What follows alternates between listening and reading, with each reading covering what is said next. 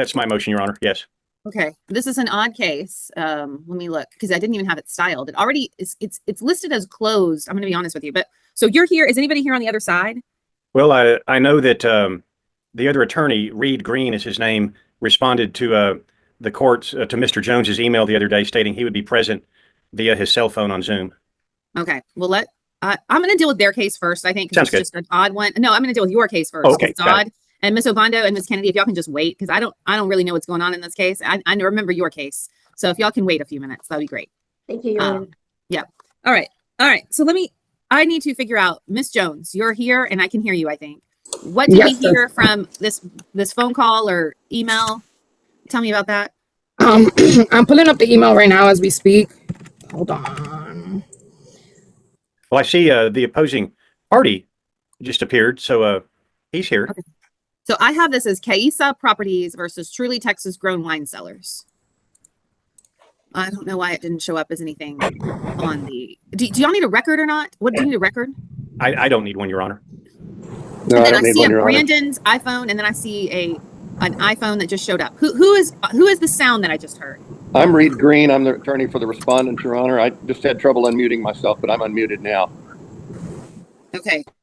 Do you know what we're doing here? And are you in opposition or are you in agreement? I'm in opposition to the motion for new trial, Your Honor, and a motion to vacate. Got it. Do you want a record? Yes, Your Honor.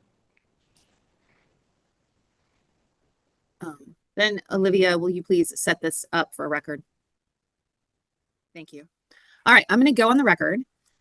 I have it styled as Kaisa Properties, LLC versus Truly Texas Grown Wine Cellars, PBC et al. Let me take announcements and who you represent for the record. Your Honor, I'm Don Walden. As I indicated to the court previously, this is my motion before the court, and I represent Truly Texas Grown Wine Cellars and Larry E. Epp individually.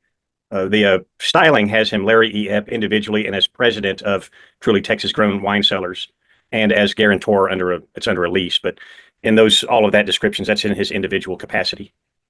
Okay. And then who do you represent, Mr. Green? I'm Reed Green. I'm representing Brandon Inman, the respondent in this motion for new trial and to vacate. And who is anybody here for Kaisa Properties? No, Your Honor, and I think I can address that, and I think I can explain why Your Honor indicated before we went on the record that this is showing as a closed case or something similar. Mm-hmm. I need this is an odd one. I'm just telling you, I'm looking at it and it's kind of weird. There's nobody here and there doesn't need to be for them. Kaisa originally filed this suit. They were the landlord under a commercial lease. The tenant was Truly Texas Grown Wine Cellars, and then my client Larry Epp and Brandon Inman were both guarantors under the lease. There was a default under the lease, and the original plaintiff, Kaisa Properties, the landlord, sued all of the defendants for judgment, for its damages under the lease. And we went to a mediation on October 24th. All of the parties did with former Travis County District Judge Stephen Yelenowski. And the parties signed a complete mediated settlement agreement under which Mr. Inman promised to pay the plaintiff $125,000 in exchange for the plaintiff's dismissal of all of its claims against all of the defendants. And that happened. Mr. Inman then paid the plaintiff, and the plaintiff dismissed its case. That is my speculation as to why it might be showing as not an open case anymore, because the original plaintiff, filed a motion for dismissal.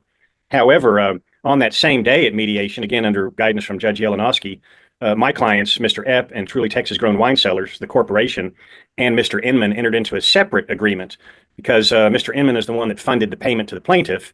And so my client, the agreement was that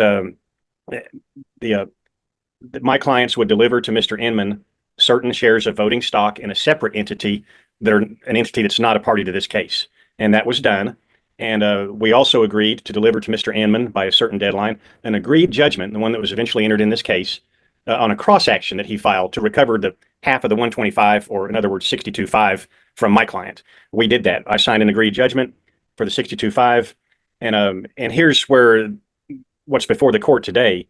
The agreement that's the settlement agreement that we reached between my two clients and Mr. Inman on the cross action said that upon receipt of that stock and the agreed judgment by the required deadlines, that Mr. Inman agreed to wait and hold the pocket judgment, as we called it, until January 31st of this year, and verifiable receipt of notification that Mr. Epp had had raised at least $5,000 of funds for the other entity. And critically, the settlement agreement says if by January 31st, 2025, we provided Mr. Inman with proof of receipt at least $5,000 of invested funds, and I'm reading directly from the settlement agreement, cross plaintiff, that being Mr. Inman, will hold and not enter of record said pocket judgment. And so, contrary to that, Mr. Green, without me being copied in on anything, forwarded. We provided, and it's I can introduce the documents. They're attached to my motion as an exhibit. We provided on January 16th proof that the new entity had raised not just $5,000, but $25,000. There's no dispute as to that. I provided proof to Mr. Green and provided in the form of a printout from my client's bank balance showing that he's got $25,000.55. Nevertheless, and despite the unambiguous requirement that if he received this proof by January 31st, they would hold the pocket judgment and not enter it of record. Well, they did it anyway. Mr. Green sent the signed agreed judgment to the court. It was signed on February the 18th. It was all done without any notice to me. I got noticed only because the district clerk's office sent me a copy of the signed judgment as part of its routine practice. It's a clear violation of the unambiguous terms of the settlement agreement, and we filed a motion to set aside for a new trial and a motion to vacate the agreed judgment, not alleging any mistake by the court. There has been none, but because Mr. Green, on behalf of his client, violated the unambiguous terms of the settlement agreement by forwarding the pocket judgment to the court, despite the fact we had satisfied the requirement that under the agreement made him required to hold on to it and not file it of record. And Your Honor, I have two exhibits I've uploaded. One of them is the settlement agreement, and then between my clients and Mr. Inman, and also the email with documented proof that we'd raised not just $5,000, but $25,000. Any objections to the court admitting D1 and D2, Mr. Green? No objection, Your Honor. D1 and D2 are hereby admitted. Your response, Mr. Green. Your Honor, here, the thing that Mr. Walden has ignored, if the court will look at paragraph 6 of the settlement agreement, beginning on February 1st, 2025, cross defendants, that's Mr. Epp and Texas Truly Texas grown wine sellers shall pay to cross plaintiff, that's Mr. Inman, $12,500 per month for 5 months. So the total of $62,500 shall be paid to cross plaintiffs by June 1st, 2025. Such payment shall be made by check payable to Brandon Inman, and each payment shall be made on or before the 5th day of each month. None of those payments have been made, Your Honor, and the judgment truly reflects that that Mr. Epp is indebted to Mr. Inman for $62,500. So we'd ask the court to deny the motion to vacate and for a new trial. When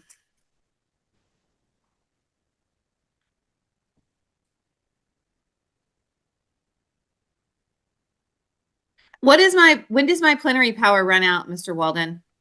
Today is the 72nd day. Well, that's not my question. Okay, I try not to calculate dates. That's a you question. Because I'm going to take this under advisement. So you need to tell me when my plenary power runs out. Let me just let me double check so I'm not going to misquote and Your Honor, I think it's paragraph 4 of Exhibit 1 is the critical provision.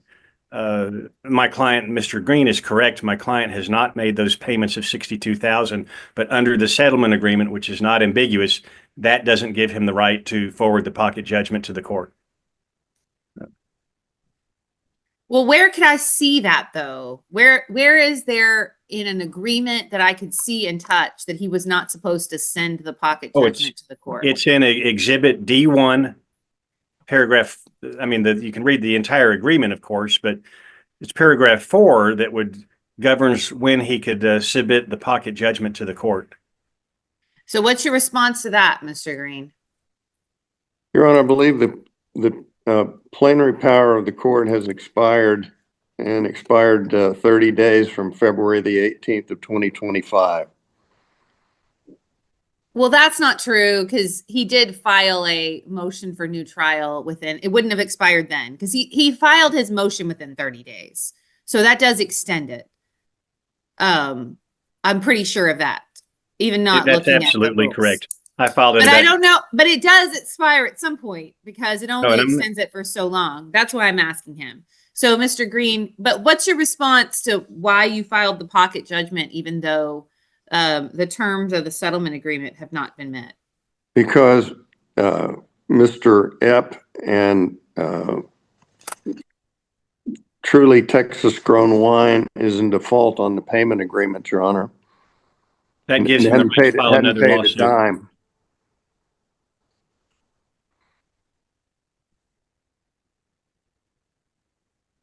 They haven't paid a dime of the judgment, Your Honor. And under the settlement agreement, that doesn't give him the right to submit the pocket judgment to the court. It gives him the right to file suit over the payments. It's not ambiguous.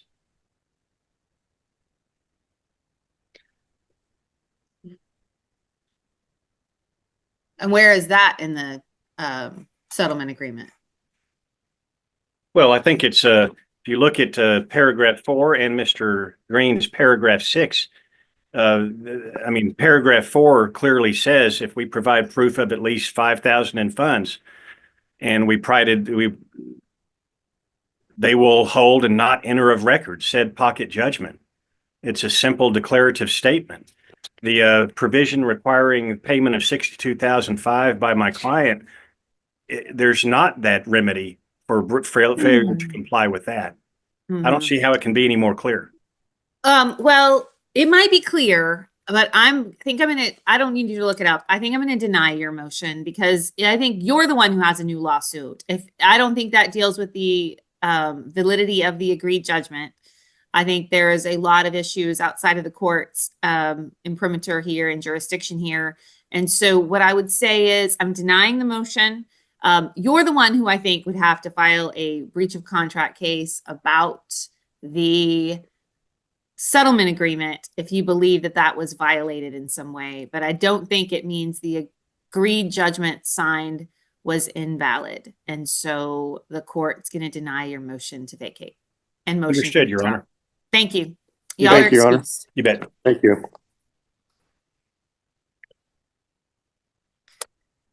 Reed, we'll talk to Who you. is Jordan Yeah. Thomas? She's my paralegal, Your Honor. That's fine. I just wanted to make sure the right place, the right person was in the right place. Okay. All right. This is the Alcaraz case. And let me know when you're ready or give me a thumbs up, Ms. Mata. I'm ready, Judge. Thank you. All right. In the matter of the marriage of Alcaraz and Alcaraz, let me take attorney announcements and who you represent for the record. Becca Kennedy here on behalf of petitioner Rafael Alcaraz, who is not present this morning. Catherine Obando, present for respondent Olivia Alcaraz, who is present this morning, Your Honor. All right. Counselors, where are we at on this case? What do we Your need Honor, to do today? We have a motion to enter, and Your Honor, we've been able to really focus the issue. So we just have a handful of items we need the court to weigh in on. In the box link, I have uploaded the court's ruling, so you do have that to look at. If the court's inclined, I'm ready to jump in with our first discrepancy, which is on page 10 of the proposed decree. And Your Honor, if I may quickly respond to that, Ms. Alcaraz sent a new version this morning, 5 minutes before the hearing. And so I have a preference that we work off the latest draft from yesterday, just because I haven't had a chance to look at the revisions that were sent by Ms. Kennedy. And it seems to be an older draft since the one we circulated yesterday. Okay, well, why don't I do this? Because I have time this morning. I'll wait for you. I want us all working off the same draft. So if you want to take 30 minutes and us restart this at 10, and you can both get on the same page with the same draft, that's very confusing to me what y'all just said. I just want to work off one draft, and maybe she's agreed to some of your proposed changes. I don't know. Yeah, But- Your Honor, the draft I submitted this morning, it simply reflects the language Ms. Obando asked for the release of the guardian. Well, that's why I want to give Ms. Obando a chance to look at that, because she hasn't had a chance, because I guess she's saying she just got this. I don't know if she did or she didn't, but I can wait. I'll come back at 10 a.m.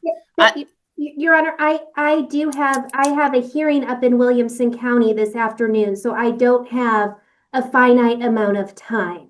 So Well, I don't have a finite amount of time either, but I'm going to give her 30 minutes because I'd like us, if we can solve a problem that I don't have to hear, I'd rather do that.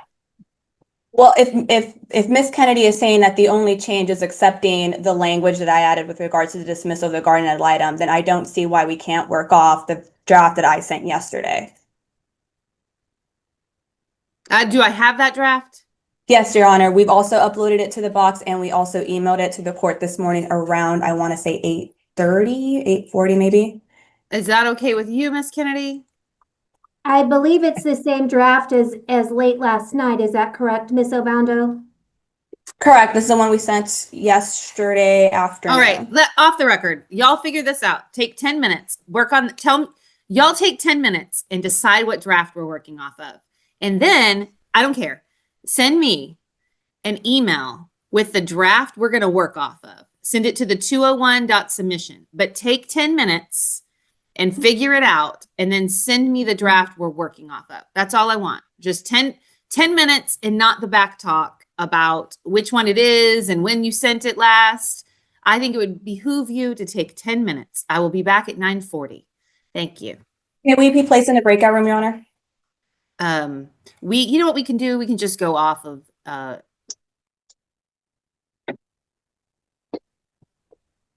All right, and with that, we are now streaming, and the 200th District Court of Travis County is now in session. The Honorable Jessica Mangrum morning. presiding. Welcome to the 200th, everyone. Happy Friday.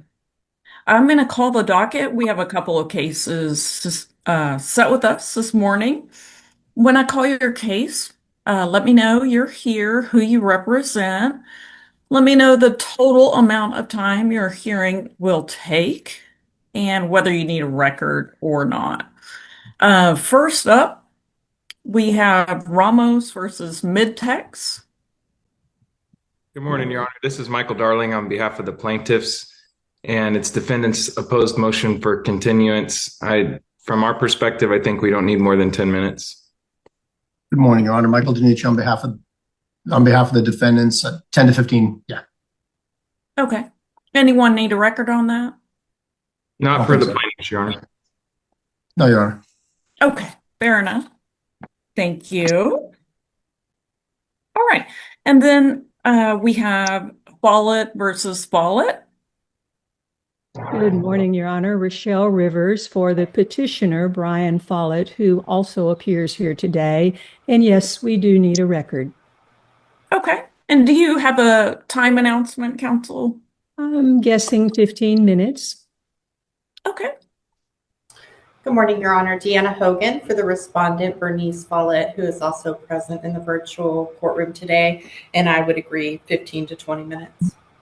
Okay, great. We are going to take up the continuance first. So y'all are welcome to turn off your video until I call you back to the bench. Thank you.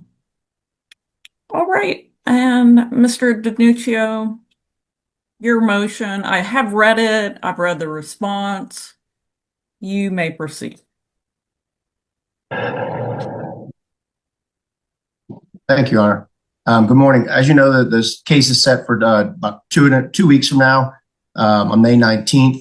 The plaintiff's depositions were not set until for deposition until April 16th.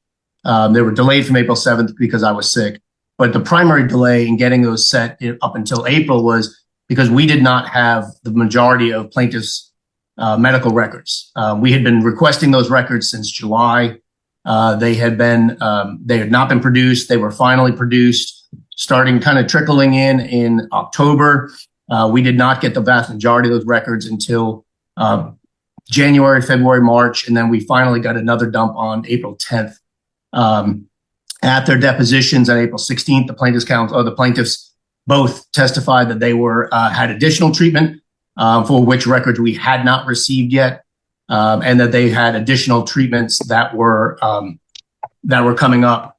By Rule 11, the defendant's expert designation deadline is not until 2 weeks after we receive the transcripts of those depositions. They have not been received yet. I don't even believe the errata sheets are due yet. And so that deposition deadline is not even going to be until after the trial date. Obviously, there's additional time. We have not mediated the case. That's obviously moved to hopefully June. There's a couple other things that need to be done prior to then, and prior to there's the trial in this case. In some of the things I would just want to note, Your Honor, in the plaintiff's response is that the depositions were delayed, as I said, were delayed because we had been waiting for their records. We had actually, because the plaintiffs had not produced most of their records, we actually went out and DWQ'd most of those records. They started trickling in probably October, November, with some of them. And then, of course, we didn't, because they came in, say, October, we didn't get any additional treatment that was after that. Both parties agreed to move that mediation. That was not a unilateral continuance by the defendants. And it was also set after the DCO deadline by agreement. So this is not a defendants are doing this, defendants doing this. These are agreements between the counsel. The standard for continuance, as you know, Your Honor, is cause, not good cause. That is misrepresented in the plaintiff's response. In Defendant's Exhibit 2, which was put into the box, if you'd like me to bring it up, Your Honor, I You're can if welcome I'm allowed to to share my screen. You may. Okay. Let's see.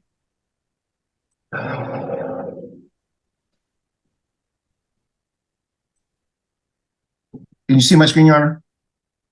I can. Okay. This is an email from Plaintiff's Counsel in July of 2011. I'm sorry, July 11th of 2024, in which Plaintiff's Counsel says that he seems to make sense to push the depots until more of the medical is treated. We get those records. He's going to oppose any ability of us to depose the plaintiffs more than once. We get one bite at the apple. So even a plaintiff was agreeing that we need those records, the plaintiff's medical records, in order to depose them. So the delay was not on the lack of dilatory effort on the part of the plaintiffs, part of the defendants. This was an agreement by the parties that we needed their records in order to get some depositions in this case. The issue with insurance, first off, I am not coverage counsel. I just want to put that up. Well, not that there's a record, but Your Honor, I am not coverage counsel. In December of 2024, when Mr. McGregor, who was my client, the corporate representative of Midtex, was deposed, he was asked about insurance. He informed that he did not believe the other policies applied. There was no claim opened up by plaintiff's counsel against the excess or the commercial general liability CGL policy. Once we started having that conversation in April about mediation, I contacted the agent and provided and said, hey, plaintiff's counsel wants you to set up a claim. So let's set up a claim on that. I have spoken with the agent and I did speak with an adjuster. I don't know the status of that, but they have opened up a claim on that. And that just happened within the last couple of weeks. Again, the delay in this case is basically, we've been waiting for plaintiff's medical records. They're still treating. They've advised us of additional treatment that we have no records of. We can't evaluate that. We can't prepare for trial related to that because we don't have any of those records. The continuance of this case is necessary. There's no undue prejudice to any of the plaintiffs. They have not paid for any of them medical records. There's none of the treatment is being delayed until after a settlement or trial. And the court, the defendants are seeking that this case be moved from the May 19th docket until a later date, a new docket control order be entered, and the parties move on with hopefully moving this case towards resolution based on the totality of the records and totality of the evidence, Your Honor. Thank you. All right. Mr. Darling. Yes, Your Honor. So we've been ready in this case for trial since January. It's an ongoing treatment case where these plaintiffs have been damaged to the extent of $10 million of a damages model. And this is something where they're going to be treating for the rest of their life due to the injuries that they've sustained in this crash. There's never going to be a point in time where defendants can say, okay, we can just put all the treatment in a box and put a bow on it, because that's not this case. These are lifelong injuries to young men in their early 20s. All of the information was disclosed through authorizations and also production, like opposing counsel said, by January, February timeframe. And they decided to wait until April to depose the plaintiffs. This case has been on file for 2 years now. The plaintiffs are ready for their day in court. And the issues with the defendant's motion, number one, there's not good cause to move this trial date. All the decisions that were made about when to take depositions were made as a result of the defendant's unilateral choices. And plaintiff has disclosed all the treatment and medical records in a timely fashion as records were received. In the depositions, the plaintiffs talked about treating briefly with a mental health counselor that they've had a few sessions with. We're not talking about surgeries that weren't disclosed. We're not talking about an extensive amount of records or treatment. We're talking about just a mental health component that was already disclosed. Mental health damages were disclosed years ago with the petition and then also in the life care plan in January. And so there's simply no good cause to move the trial date. The lack of a mediation on defendant's part, we very begrudgingly, after defendant said, we're just not going to show up to the mediation, we opposed it. We did oppose it. And regardless, the mediator ended up saying, we're not going to mediate today because the defendants aren't going to show up. I had to open up a claim with the excess carrier and put them on notice through their helpline email, because they apparently weren't going to show up to the mediation, which is in violation of local rule 13. And after that, we were talking about actually mediating today. And the reason why we couldn't, allegedly, is because defense counsel said it's a local holiday in San Antonio. And I've grown up in San Antonio. It's fiesta. It's a Battle of the Flowers parade. It's simply, we're on a Zoom hearing right now, Your Honor. This is not any kind of a, everything shuts down type of holiday. We're opposed to any movement of the trial date. We're ready for trial. Defendants can get their ducks in a row with their experts and disclose their IME reports by the agreed upon Rule 11 deadline, which is 2 weeks after the transcripts are received. And plaintiffs are ready for their day in court, Your Honor. All right. Mr. Dinicio, it's your motion. You can have the final word. Thank you, Your Honor. Your Honor, the plaintiffs are claiming PTSD and traumatic brain injuries. Those mental health records that have not been disclosed, we have no records of them. The first time that they identified the provider, and it was a struggle at their depositions to pull the name of that provider, was April 16th. We have since sent a DWQ to that provider to obtain those records. The deposition dates, we had these discussions in January and February of setting these depositions in April. That's when we set them by agreement, when we also set the mediation. We had to schedule an IME. We needed to get all that done. The plaintiffs were scheduled for, apparently scheduled for some surgeries. I think one of them had it. I don't really think the other one actually had it. This case is it's just not ready for trial, Your Honor. And we request the continuance so that the parties can get all the information and all of the parties can be ready for trial in this case, Your Honor.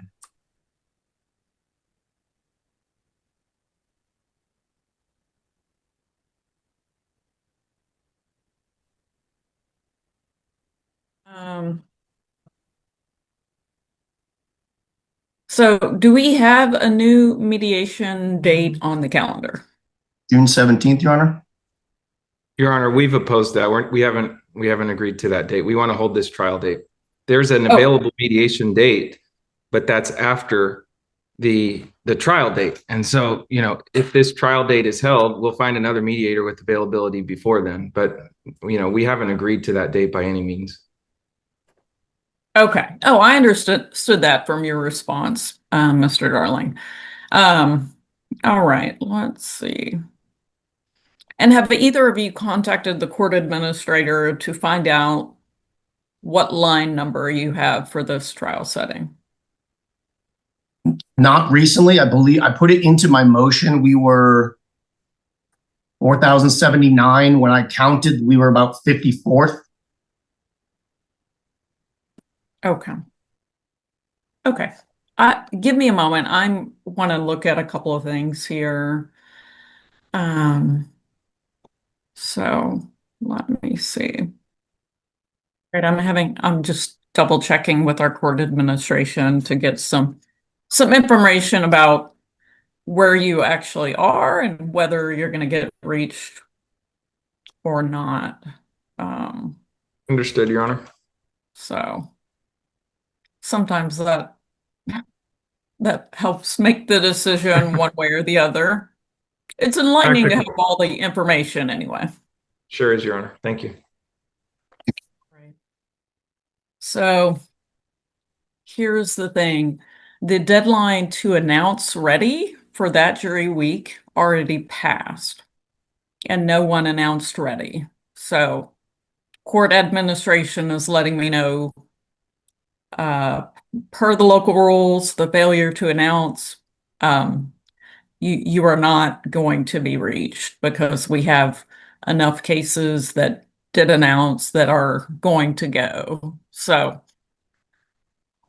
because of that, I think I am inclined to grant a continuance. However, I'm not inclined to grant a very long one. This is a 2-year-old case. The fact that, records have kind of been, trickling, or new ones were produced or located recently, I think we do need some time to take a look at that. But certainly this case will need to be reset before this year is out. And I would say fall would be my inclination. Do we want to look at our calendars while we're here? Do y'all have the jury weeks in front of you? I do not, Your Honor. I don't either, Your Honor. I can pull that up right now, though. Okay. Yeah, let me find that. And surprisingly, I'm sure to everyone on this call, we would request the earliest possible setting, Your Honor.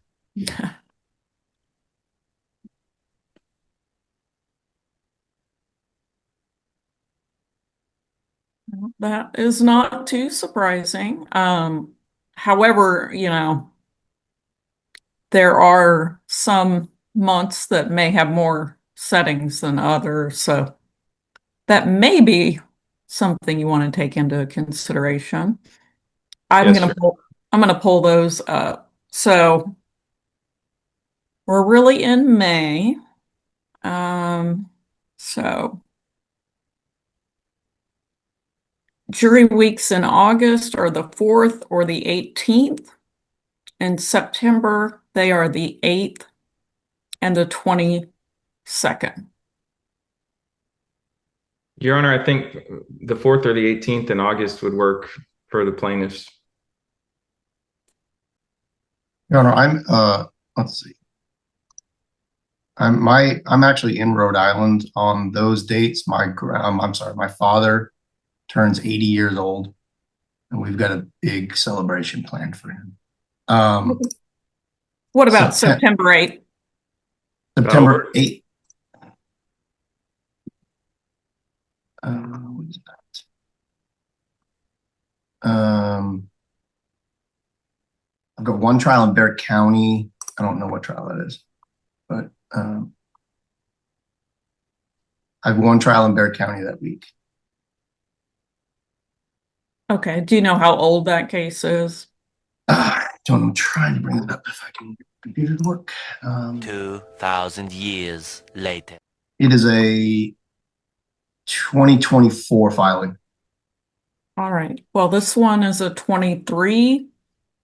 Typically, what will happen is one or the other case might settle between now and then. And then if both indeed are ready and get reached, typically I've seen judges pick up the phone and talk to each other about which case really needs to go. But typically the older case would get some type of priority.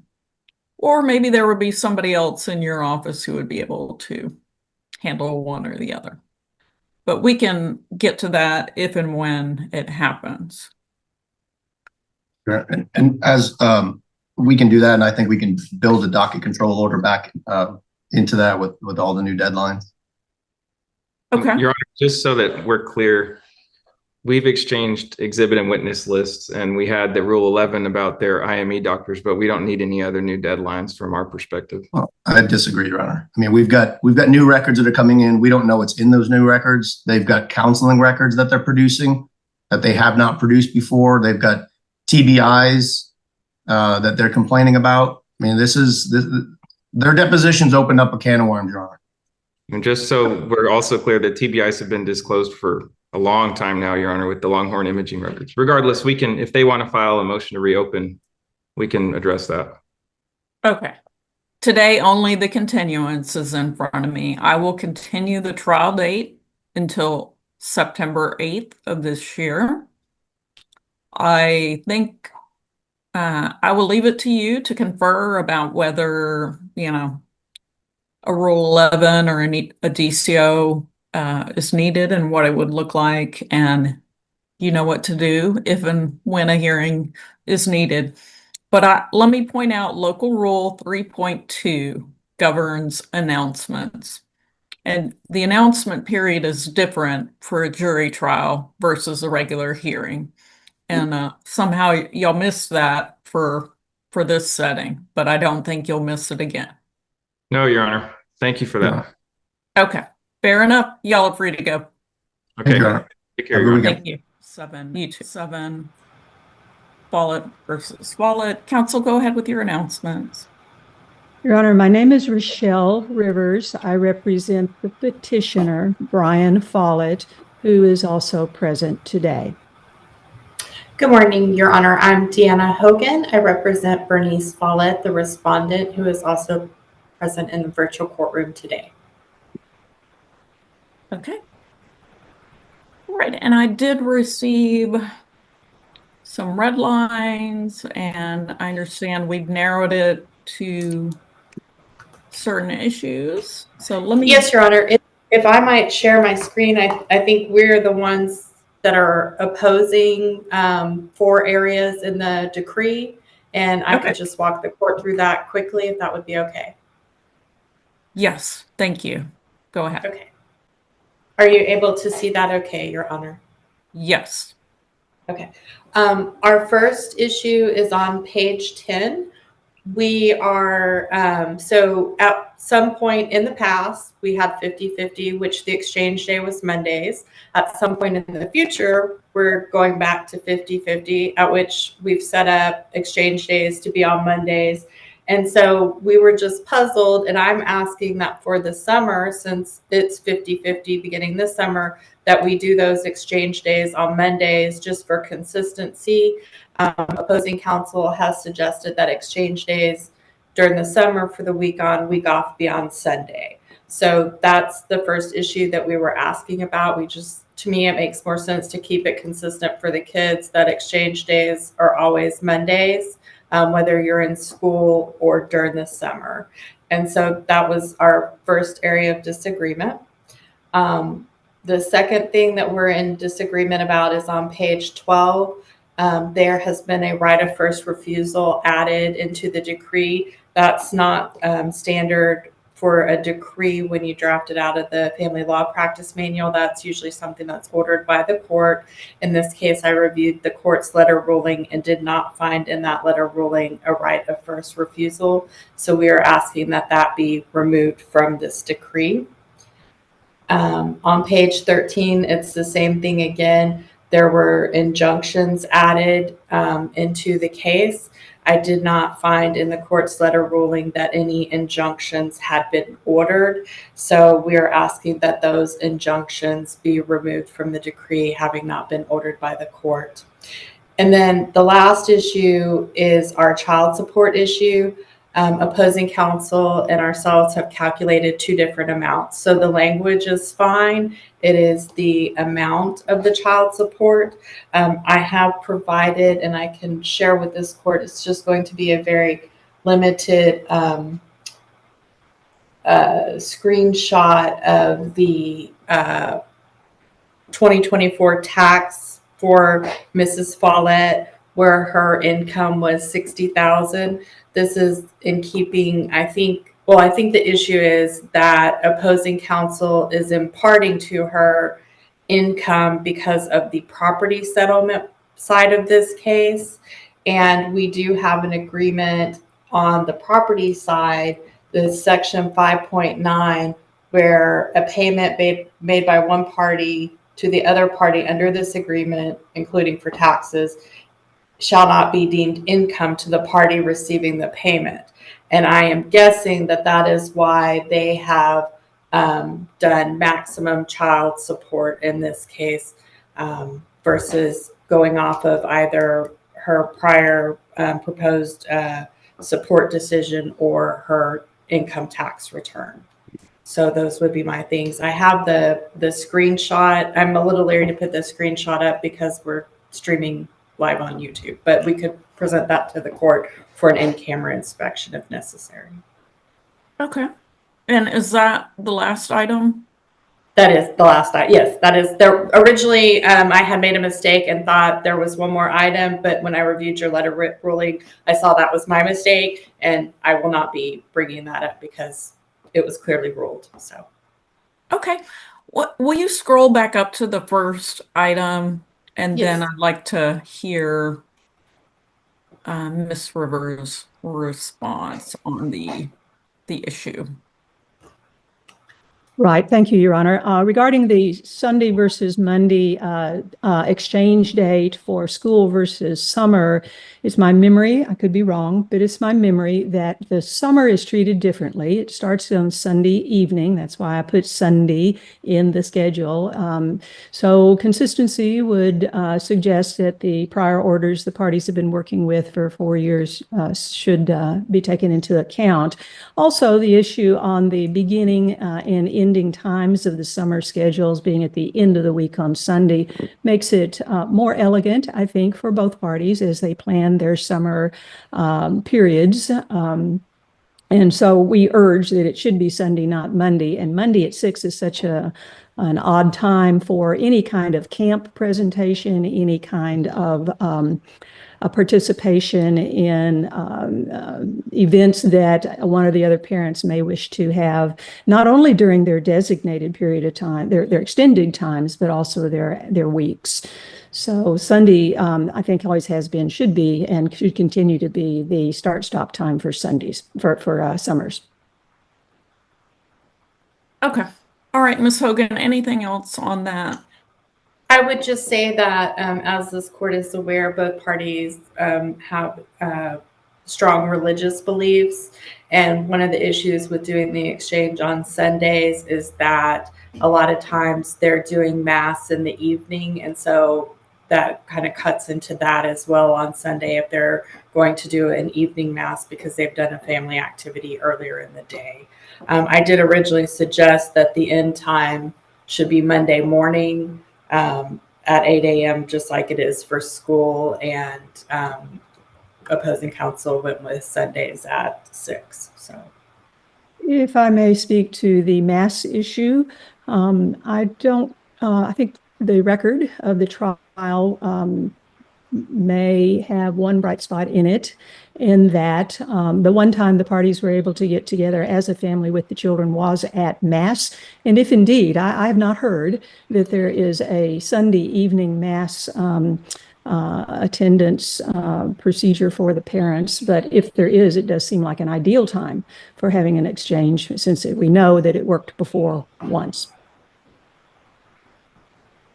All right, I think we're going to go with Sunday, given many day camps are Monday through Friday, and Monday is really the start of the week. So Monday night exchange does not make as much sense to me as the Sunday night one would. So let's go with Sunday, and look, okay. If you could move down to the next item. All right, and so Ms. Hogan, your client does not want a right of first refusal. Correct. Okay.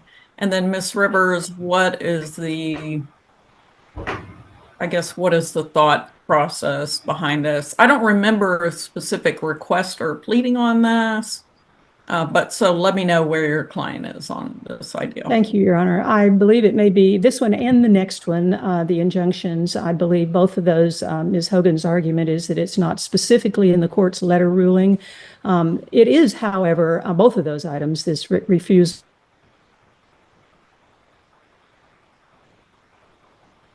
Uh-oh. Did we lose her? I think she froze, Your Honor. Okay. I was hoping it wasn't me. Hearings which justified the Oh, Ms. Rivers, you froze for a little bit. So if you wouldn't mind backing up, I think I heard where the right of first refusal wasn't in my letter, and then pick up from there. Thank you, Your Honor. Both this issue, the right of first refusal, and the next one, the inclusions of injunctions, were in Mr. Follett's PDI and were in the prior orders. The court's record includes the transcripts of those prior hearings justifying both of these items as in the best interest of the children. With regard to the right of first refusal, the record also includes concerns that Mr. Follett raised that Ms. Follett was leaving the children alone during her time and flying to Chicago. And so he urged that the right of first refusal be implemented so that he would have the first opportunity to take care of the children rather than leaving them with someone else. So again, consistency, the parties are familiar with and have litigated and have understood how to implement the first refusal and the injunction provisions. Okay, so you're telling me it was a part of temporary orders? Yes, Your Honor. The case was unusually tried, as the court recalls, with full disclosure to everyone, the court and the jury, of the litigation history of the case. And in the court's exhibits are the transcripts of the prior hearings and the prior temporary orders, which is where I pulled these provisions from, the right of first refusal and the injunctions. All right, Ms. Hogan, anything else on this? Your Honor, first, that is a misstatement. Ms. Follett has never left the children here and flown off to Chicago. When she's gone to Chicago, the children have gone with her. So I'm not sure where that's coming from. The parties have historically had extreme issues with just trying to switch dates if they need to do that. And the less we set these parties up for disagreeing over things, the better. And I think with the right for first refusal, the issue comes in that if Mr. Follett offers, he says, I'm going to be gone. Ms. Follett, do you want the kids? She says yes. And then he says, okay, now which day are you going to give me for that? And then it ends up in a long discourse over our family wizard of them going back and forth and then bringing in the attorneys. This has not been something that's been successful. It has just been something that has led to further contention between the parties. All right. I agree with Ms. Hogan on this. These provisions they do invite conflict, and I don't think we need to do that here. So I'm inclined to eliminate this provision altogether. All right, can we scroll to the next one? Okay, and I know, Ms. Hogan, you said these items weren't in the ruling letter. Obviously, the ruling letter, as comprehensive as I might like to think it is, cannot really cover everything that might need to end up in a decree. So I guess, what about the injunctions are upsetting or problematic for your client? I think the only issue in here is number 1 and number 3 make sense. They're about, not sharing inappropriate things with the children. The tracking just kind of gives into this ongoing narrative that Mr. Follett has had, that Mrs. Follett is tracking him. And I believe there are state laws that already cover whether or not you can place tracking devices on other people's cars and those kinds of things. And I just think that's unnecessary. And kind of, not wanting to buy into this narrative that's been kind of pushed of that Ms. Follett is inappropriately tracking him, because that has not happened. There was a private investigator, I believe, at one point, which was fully disclosed through discovery. But in terms of Ms. Follett tracking him, putting devices on his vehicle or anything like that, there's never been any evidence of that. And I believe that's covered by state law and doesn't need to be an injunction. Okay, let's hear from Ms. Rivers. Again, referring back to the prior litigation in Judge Arth's court, the tracking by Ms. Follett of Mr. Follett was at first denied, then through discovery was discovered, and it created significant conflict, shall we say, in that there were disruptions of Mr. Follett's attendance at church. There was following him in a blatantly overt way that was most disturbing and came close to involving police. And this carrying forward, and when that was presented, this injunction was included. And so bringing it forward and making it neutral in the sense that it applies to both parties without obvious attribution to a wrongdoer here is a comfort which I think could be helpful in reducing conflict in the future. Okay, so when I read over this provision, the only portion that I thought might be problematic was item 2. And the reason for that is teenage drivers.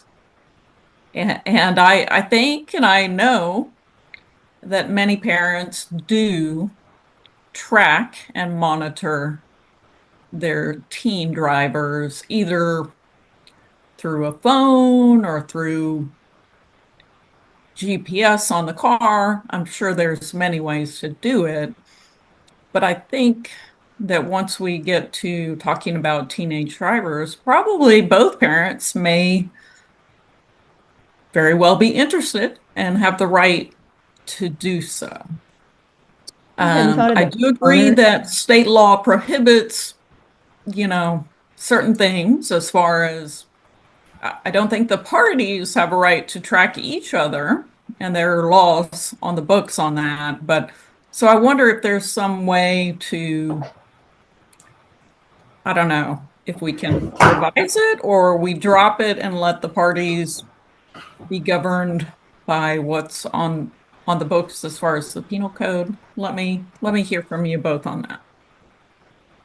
I certainly think that both parties would appreciate a carve out for monitoring their children, and that language would be easy to insert. The state laws didn't prevent the last effort, the last events and conflicts. So we have an unusual case here of behaviors that are disruptive and disturbing. So I would urge that with that very appropriate carve out that I hadn't thought about for the children, that the court included. Well, I guess I foresee the problem that whatever vehicle a teenage driver in this family is driving is going to be the personal property of one or the other of the parents. So I think a carve out might be, I don't know, it might be difficult to achieve. So let me hear, Ms. Hogan, what your thoughts are on. I'm struggling to remember any evidence of Ms. Follett ever following Mr. Follett or using a device. So I'm not sure what disturbing events Ms. Rivers is referring to, but I do believe that eliminating this, relying on the state law, and it is very, very likely that one or the other of these parents is going to purchase a vehicle for their children. Certainly the children won't be purchasing their own vehicles yet. And that I agree. My kid's 27, he still gets monitored. those teenage driving years are very scary, and I do think they're going to want to know that the kids are going where they say they're going and that they are safe in their vehicles. And the effective legal consent language could include right here that both parents give legal consent to tracking a car designated as primarily devoted to a child's use.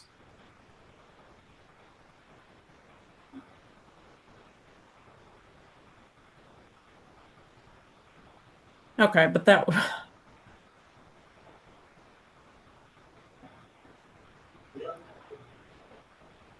I think we just need to drop 2. I don't see a way to make it workable. So I'm fine to keep the remainder and keep 1 and 3.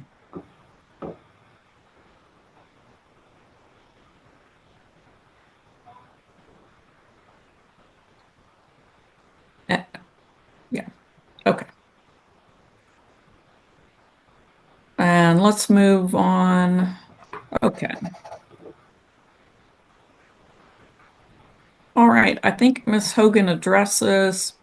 I'll be honest with counsel, I do not, after having read this, I do not understand what we're trying to do or not do here. So you're going to have to educate me a little bit further. I think Ms. Hogan and I have had a conversation about one thing, and that is the amount of the monthly child support. The issue here is what her maximum net resources are on which to calculate 30% child support. And the statutory cap is $9,200 per month. So I calculated it, the $2,760 at 30% of $9,200. The argument that Ms. Hogan just made to the court is that, well, her tax return just shows a certain amount of income, which had a lower amount of child support. I actually didn't come up with the same calculation even using that, but nonetheless, I would point the court out to very significant evidence in the transcript, in the record, that indicates that she has orders of magnitude of 10 times more than the guideline cap of $9,200 a month.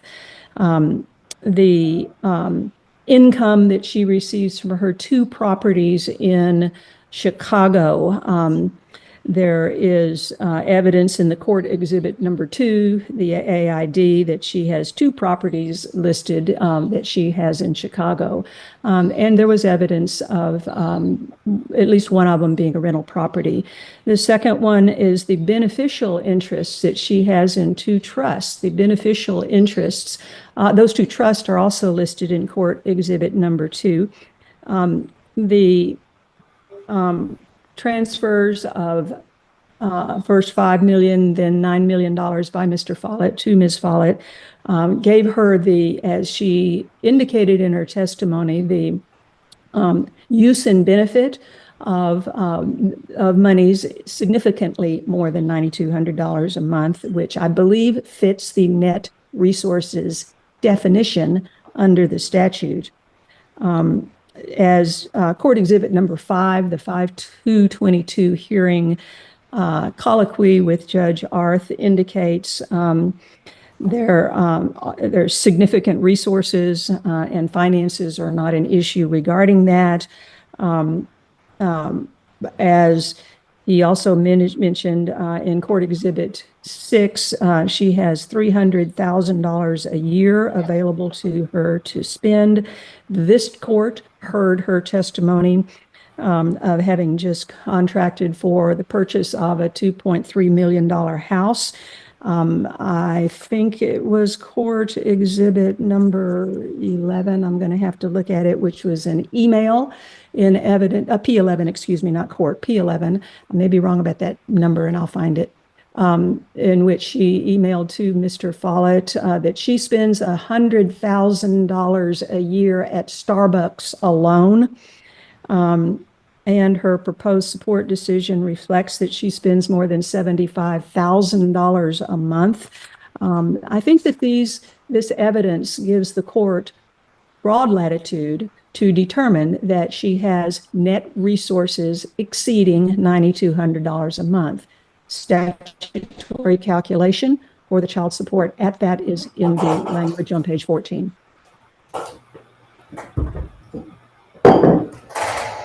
Right, Ms. Hogan, why don't you go ahead and respond? So one of the things that I'm puzzled about here is why we are basing her income. I mean, I guess what I'm hearing Ms. Rivers saying is she's trying to impute some of these things as income to Ms. Follett. Ms. Follett, for better or worse, like the rest of us, has a set amount that she's going to receive from her trust. And in 2024, that was $60,000. So that means that, yes, the spending that she's done, which is large, and she does a lot of charitable work as well, giving away money, but that is eating into her principal. That's not being based off of what she's coming in with income. I have never, and that's one of the things I brought up about. It is true that Mr. Follett has to pay her the additional $9 million out over time, but that was part of the property settlement. I have never seen a court take property that somebody received in a divorce, be it money or be it actually a house, and say, okay, we're going to consider that in your child support calculation. And I think it's improper to say that we're going to consider the fact that he has to pay you $1 million, and that was part of the property settlement, and now say it's income, when at the time we did the agreement incident to divorce, we were very specific that that was not to be included as income for any purpose. And so what she has, because in 2024, they determined how much money came off of her trust, and that was $60,190 some odd dollars for income. And she has to dig into her principal in order to continue her standard of living that she's known. Unlike Mr. Follett, once Mrs. Follett receives the rest of her payouts for Mr. Follett, which is going to be less time than before the last child ages out, she doesn't have additional income streams coming in except for what she invests and tries to get off of her principal. And so that's, my concern is that we're basing a calculation off of the fact that she's received property. And I just have not seen that done before.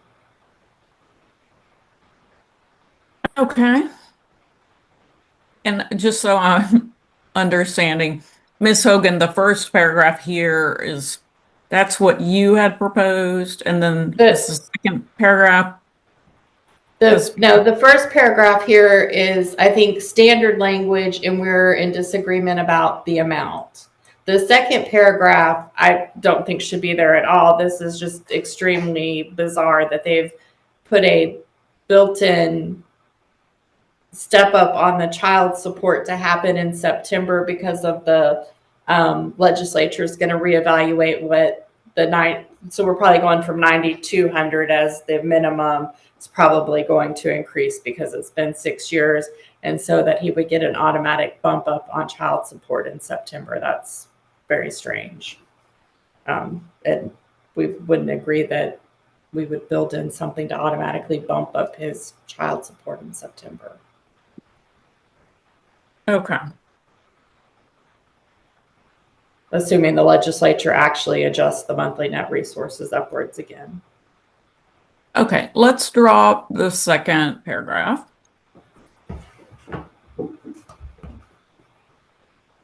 And then, but what you're telling me is the first paragraph is also it's in dispute except for the amount? No, the first paragraph language is correct. It's just the amount that we're in dispute about. Okay. And the 2760 amount is whose? Is Miss Rivers. Okay. And I guess what is your position on what that amount is? I have the child support calculation here based off of, come on, open it. So we have determined her gross to be $5,014 a month, and our support comes out to be that she would owe $1,175.06 a month. Okay.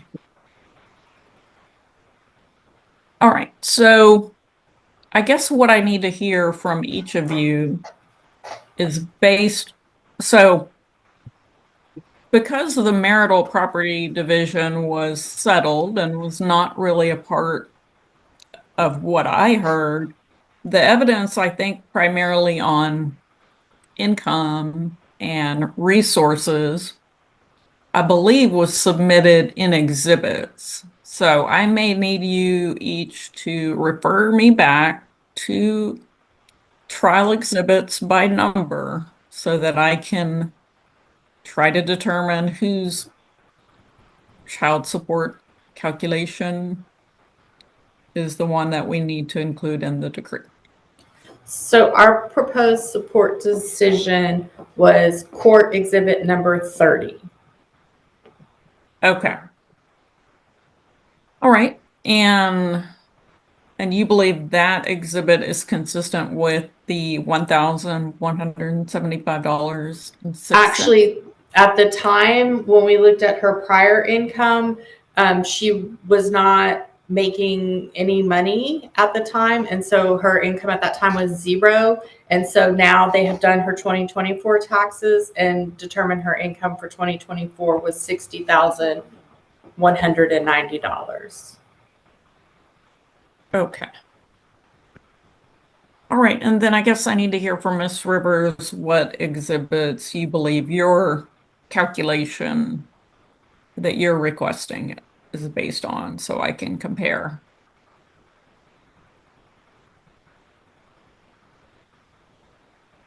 Several, but I will start with the court exhibit number 30 and ask the court to look at the spending portion of it. I certainly dispute the representation that she is limited to $60,000 drawdown on a trust that she wholly controls. She's the trustee. She gets to decide. It's all her money. There is no limitation on any amounts that she can take out. And Family Code 154.062A, B, includes trust income, which is income received by the beneficiary, not income generated by the trust. Either way, those amounts obviously clearly are in excess of $9,200 a month, as indicated by her spending levels. So the spending levels that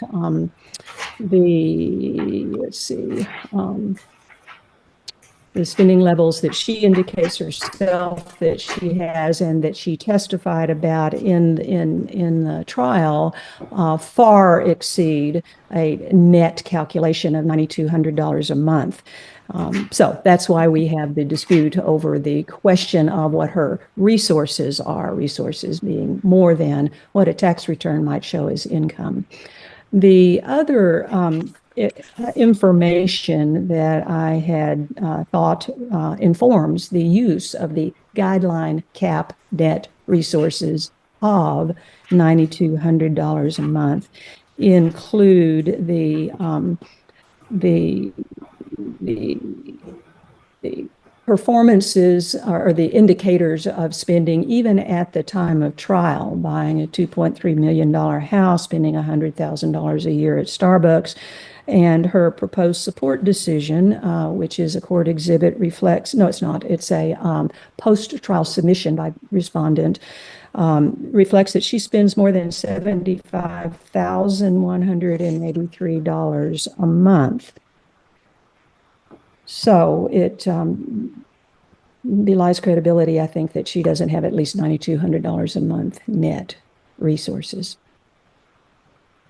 Your Honor, I would just point out child support calculations are never based on what somebody spends. That would be great. I wish they were. We would have great child support calculations. The point is that she's having to invade the corpus of her trust to live that lifestyle, which is her choice. But what we're talking about is what her income is off the trust. And the 2024 tax return, which has just now been completed, which was not available at time of trial, but we're happy to submit to the court for in-camera review in determining this issue, now reflects what she got in 2024 from her trust, because there is income from the trust, but there's also invading the corpus of the trust to live this lifestyle. Okay. Well, let me pause and say, I do not remember hearing any testimony about the trust at trial. So, yeah, this is all new to me, to some degree. I don't think that was a part of the evidence at that time. Okay, so what I'm going to do on, I guess if we go back to the proposed decree, Ms. Hogan, if you can bring that back up. I think it's behind. Yes, there. Okay, so we're dropping paragraph 2, and then to the remaining paragraph, when we get off of this Zoom hearing, I'm going to look back at these exhibits and submissions and make a determination about child support, unless, I don't know if you want to send me directly your proposed support amount so that I can do a comparison. That would be fine too, but I thought I might just take the time to look back at the exhibits. Let me know your thoughts. I think the court can handle it. Okay.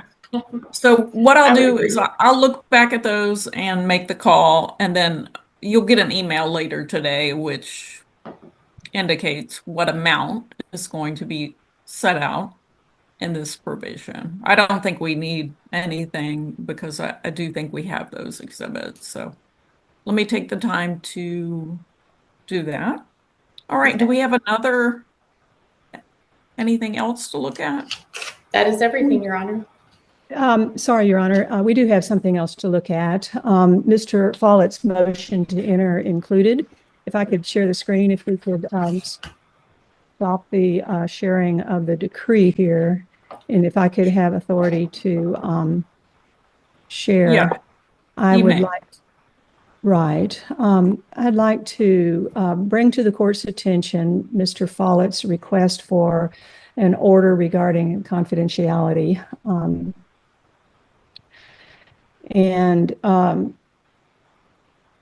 The first one, I believe, is on the record. I'm showing the court the order, confidentiality order, that was the subject of conversation at trial and also of since then, Mr. Follett's motion. The first paragraph basically identifies the withdrawal of those confidential exhibits that the parties agreed would be confidential. I have not heard that we have an objection to that. The second thing has to do with the confidentiality order in place. And what I'm trying to do here is avoid future conflict. We have a confidentiality order. I do not believe that any use in the upcoming, what I anticipate will be the parties' upcoming annulment proceedings in under canonical law in the Vatican's court system will be of any legitimate dispute, because everything that was presented at trial, except those court exhibits, which we're asking the court to withdraw in paragraph 1, everything else was presented in open court, and so there's no further confidentiality attaching to it. I wanted to make that clear. So basically, I'm saying the case materials may be used in any related religious proceeding under the same terms and conditions as the confidentiality order. Now, my sense is that this paragraph is firmer than my reading of the waiver of any confidentiality by both parties of everything that's in the court's record, in the public record. It's a tighter provision. So I'm asking the court for a tighter provision saying we'll continue to honor the provisions of the confidentiality order. Without it, I think that either party could certainly willy-nilly use it. All right, Ms. Hogan. First, we have no objection to the first paragraph, the withdrawal of confidential exhibits. That was discussed in court. That was agreed upon. I believe there was even a motion for that. The second issue, about in a related annulment proceedings. First, I'm not sure that Ms. Rivers has an understanding of how one gets an annulment. You wouldn't be using exhibits. That would be extremely unusual. It's a submission of the decree and a letter from the bishop that takes care of that. But even so, this is not something that was pled for. This is not something that had a motion. This was never brought before the court. It's certainly not agreed upon. And I really think it's inappropriate to be including this and trying to dictate what may or may not be able to be used in said annulment procedure with the Vatican. And I'm going to ask that it be struck.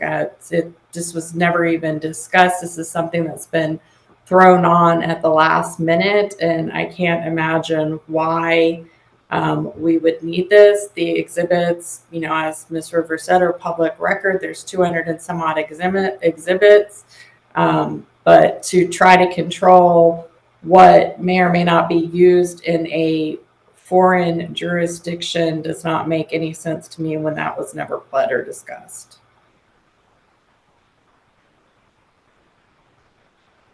All right. Well, it is pled for in the motion. It's pending before the court and set for today. Ms. Hogan's right. I'm not a canon lawyer. I don't know all the proceedings, and I'm heartened to hear her view that all it involves is a letter from the bishop. That would be great, and maybe this is just moot. But the point here is I don't want there to be future conflict. Okay.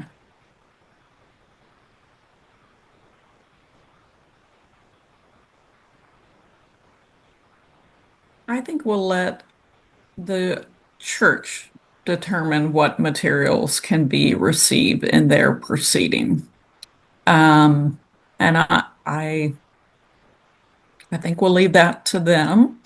I don't want to do anything to step outside my jurisdiction. So to the extent this could be read to dictate what may and may not be used in a religious annulment proceeding in the Catholic Church, I'm gonna decline that. So let's eliminate that paragraph, and we'll leave that with their capable hands.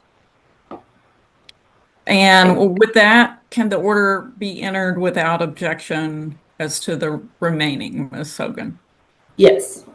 Okay, and Ms. Rivers, if you would just make that revision and get it over to us, we can get that entered. Anything else we need to go over? No, Your Honor, I have that order now, and I can, I'll put both parties' agreement signatures on it and get it over to the court in the next few minutes. Okay. There is also, Ms. Follett did decide to do a name change. Ms. Rivers had no objection to that, and she's agreed to sign the as to form, and we'll be submitting that order as well to the court. Okay, fair enough. Make sure Ms. Seeger gets those, and we will get them signed. I'm going to try and look at the support this morning before lunch if I can get that done. We'll email you hopefully this morning. If not, definitely today. Want to get this finalized and entered for you. Okay. Thank you. Thank you Thank you, for Your Honor. your patience and your professionalism. It's appreciated. And y'all have a great weekend and take care. Best of luck to the parties. You too. Thank you very Thank much, you, Your Your Honor. Honor. All right. Thank you.